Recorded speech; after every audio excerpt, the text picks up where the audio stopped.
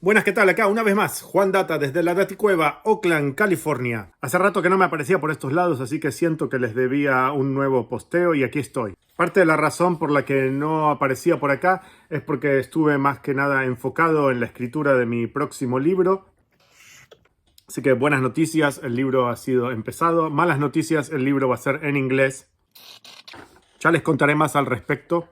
Otra de las razones por la que no venía hablando acá hace rato es porque decidí tomarme un break de mis lecturas de hip hop y entre tantos libros de hip hop que venía leyendo quise intercalar un libro que no tenía nada que ver con el tema y me puse a leer este libraco Ni América de Martín Caparrós, uno de mis escritores argentinos favoritos, y que es una crónica sobre su paseo por Latinoamérica en general.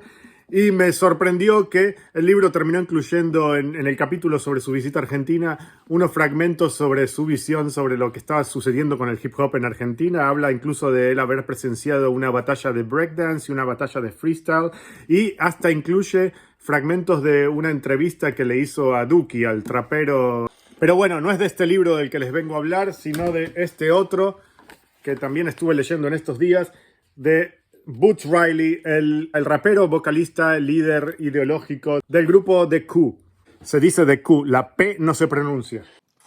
No hay muchos libros sobre grupos o artistas de rap, específicamente de acá de Oakland, de la ciudad donde yo vivo, a menos que consideremos a Tupac como un MC de Oakland. Aunque no nació ni se crió acá en Oakland, muchos acá en Oakland lo reclaman como propio, y obviamente hay muchísimos libros sobre Tupac. Boots Riley es realmente un MC originario, nacido y criado en Oakland, y The Coup es uno de los grupos más, si se quiere, icónicos y a la vez atípicos de la escena de lo que es el rap acá en la bahía de San Francisco, en el norte de California. El grupo de Q empezó a comienzos de los 90 acá en West Oakland como un proyecto liderado por Boots Riley, y que siempre tuvo una formación bastante inestable. Él es como el constante a lo largo de las distintas formaciones que ha tenido el grupo. Se propuso desde el comienzo hacer un rap consciente, muy politizado y muy de izquierda, casi diría abiertamente comunista, lo cual lo pone en una posición rarísima dentro de lo que es el panorama del hip hop estadounidense, que obviamente, como sabemos todos, es donde prima el capitalismo más extremo y esa especie de ostentación materialista, consumista, etcétera, etcétera. Boots Riley, con su grupo de Coup, siempre propusieron un tipo de rap bien de política de izquierda, alineado con lo que venían haciendo en los años 70 los Panteras Negras, los Black Panthers, el partido de los Panteras Negras de acá de Oakland, que obviamente eran de formación maoísta, comunista. Así que él como que se plantó en la escena como una especie de continuador de la doctrina de los Black Panthers, lo cual lo ubica en una especie de isla como por sí solo, muy distanciado del resto del rap de acá, que no termina de encajar ni en la escena del rap mochilero, de Hieroglyphics o Quanon y todo eso, aunque sí tiene alianzas con esos, y tampoco termina de encajar en la escena del hi-fi de E40, Mac Dre y todos esos raperos más gangstas de barrio. Él como que es, junto con Paris quizás, que es otro rapero de acá muy político de San Francisco, son una especie de islas por separados. Casi nunca se los menciona como representativos de la escena de hip hop de acá de Oakland, pero yo creo que lo son, obviamente. Un grupo como The Coup no podría haber salido de ninguna otra ciudad que no fuese Oakland. Por esa condición misma de hacer rap revolucionario, de letras muy politizadas, contestatarias, antisistema, etcétera, etcétera, The Coup no se caracteriza por ser un grupo que haya tenido muchos hits en rotación en las radios, ni en MTV, ni haber sonado mucho en las discotecas, por ejemplo, aunque siempre tuvo un lado muy bailable. Sus beats es algo que lo caracterizó. Siempre tenía ritmos muy funky, muy bailables, con letras politizadas, que es una combinación que no es muy típica, es una combinación bastante rara y muy propia de ellos, de The Coup. Uno de sus discos más icónicos, si se quiere, aunque sea el más comentado por la prensa y que más repercusión tuvo, fue este que tengo acá atrás, Party Music, que aquí tengo la versión en CD también para que lo vean de cerca. salió en el año 2001 y da la casualidad que este disco salió para la época del ataque a las Torres Gemelas en septiembre del 2001.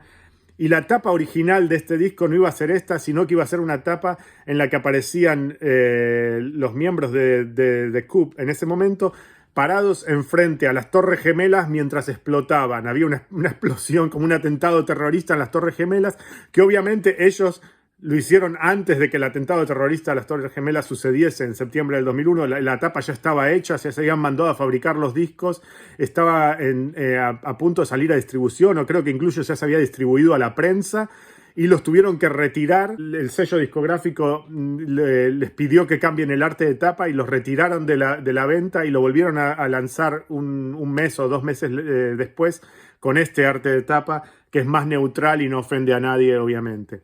En este disco aparecían de invitado los miembros de Dead Press, otro grupo de rap así muy político, muy activista de izquierda, pero estos son de la costa este de Nueva York. Después de aquel disco de Party Music, Boots Riley se juntó con Tom Morello de Rage Against the Machine y formaron un grupo que era una especie de rap, metal, fusión, medio raro. Y a partir de ahí yo creo que le tomó el gusto a eso, y cuando volvió a sacar un disco con The Coup fue el Sorry to Bother You, que es del año 2012, en el que ya él es el único miembro que queda de la formación original de The Coup, y el resto son músicos nuevos que él reclutó, y es un disco grabado con banda en vivo, con un sonido más rockero, con guitarras más estridentes, pero al mismo tiempo sin sonar a new metal ni nada de eso. Tiene un sonido bien rapero, pero con guitarras de rock, y es un disco que está hecho para ser cantado y coreado en vivo, y que en vivo la pegó muchísimo. Y de hecho canciones de este disco sonaron mucho acá en Oakland. No sé si en el resto de Estados Unidos, porque no estoy al tanto, pero acá en este disco sonó mucho. El libro este de Boots Riley, que se llama Tell Homeland Security We Are the Bomb, o sea, avísenle a los de la Seguridad Nacional que nosotros somos la bomba. El libro salió en el año 2015, o sea, 2 años después de este disco, y es una especie de recopilación de sus letras en las que él le agrega párrafos de presentación contando anécdotas detrás de la creación de esas letras, y de dónde estaba él en su carrera o mentalmente ubicado en ese momento, qué fue lo que le influenció, cuál era el contexto sociopolítico del momento que le influenció a escribir esas letras.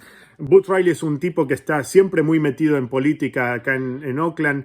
Es un tipo que está muy presente en todas las marchas. Yo me lo he cruzado innumerables veces en marchas por Palestina, en contra de la guerra de Irak, en cualquier evento así de marchas por los inmigrantes, cualquier causa que sea media de izquierda o contra el gobierno estadounidense. Él está siempre presente. De hecho, en muchas de esas marchas lo vi tocando en vivo, subiéndose al escenario y hacer un par de temas. Además de que me lo he cruzado varias veces por el barrio. Él tiene un hijo que es más o menos la misma edad de mi hija. Van a la misma escuela de baile a aprender hip hop dance. Ese es un tipo que está muy activo y muy presente en el barrio, en la comunidad. No es una de esas estrellas que viven en una mansión arriba de la colina y mandan a sus mayordomos a hacer las compras. Ahora, yo no soy ni nunca fui muy fan de Coup. Me parece súper válido y súper interesante lo que hacen, pero a mí, honestamente, nunca me llegó tanto su música. Mi esposa, por el otro lado, es súper fan de ellos, así que por culpa de mi esposa los hemos ido a ver varias veces en vivo. Una de las cosas que sí siempre me gustó mucho de Coup es que tenían una DJ mujer, Pam the Funktress, algo que es rarísimo en el mundo del hip hop estadounidense, un grupo de raperos varones con una DJ mujer, y era una DJ que se defendía muy bien y que lo hacía muy bien. Y esto estamos hablando ya desde los 90, o sea, de una época en la que el tema del feminismo no estaba ni siquiera presente en la conversación dentro del hip hop.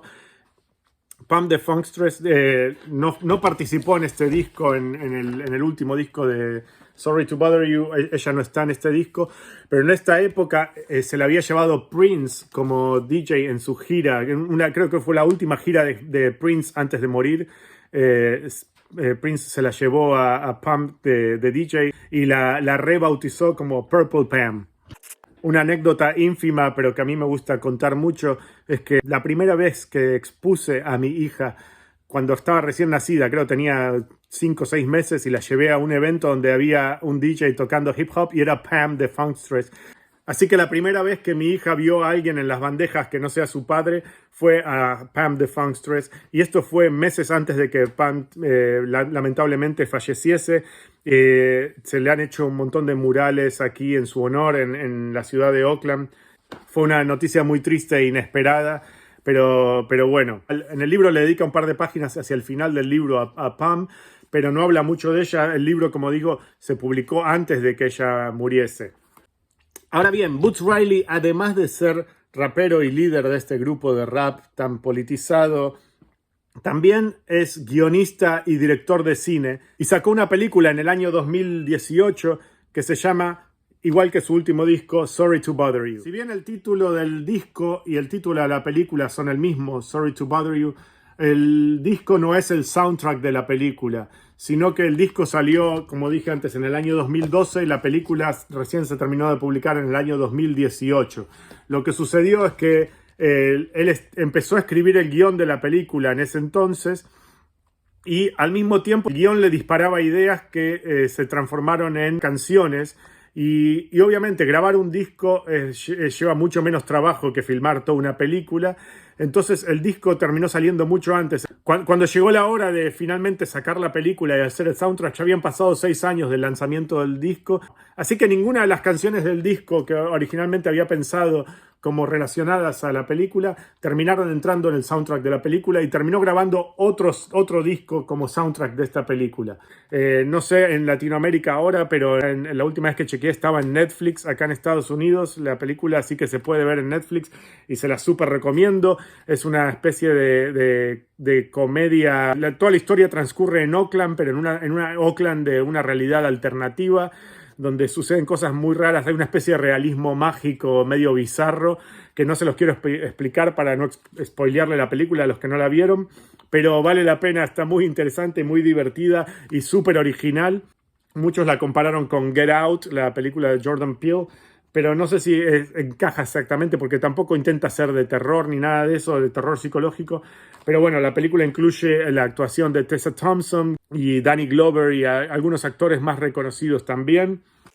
Y como dato anecdótico, que siempre me gusta encajar algún dato anecdótico mío dentro de mis reseñas, la película tiene filmada una escena clave en el bar de Layover, que es un bar del centro de Oakland donde yo fui DJ por casi 8 o 9 años, y en ese mismo bar filmaron una escena clave de esta película, donde aparecen gente conocida, amigos, los bartenders, son toda gente que yo tuve la suerte de conocer durante mi residencia como DJ semanal en ese bar.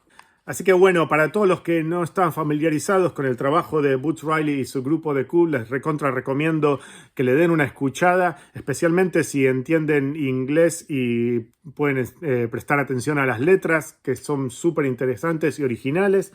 El libro, como dije, analiza las letras de una manera mucho más en profundidad. Me despido por ahora, sigo tomando mate, escribiendo y leyendo, y nos vemos pronto por acá.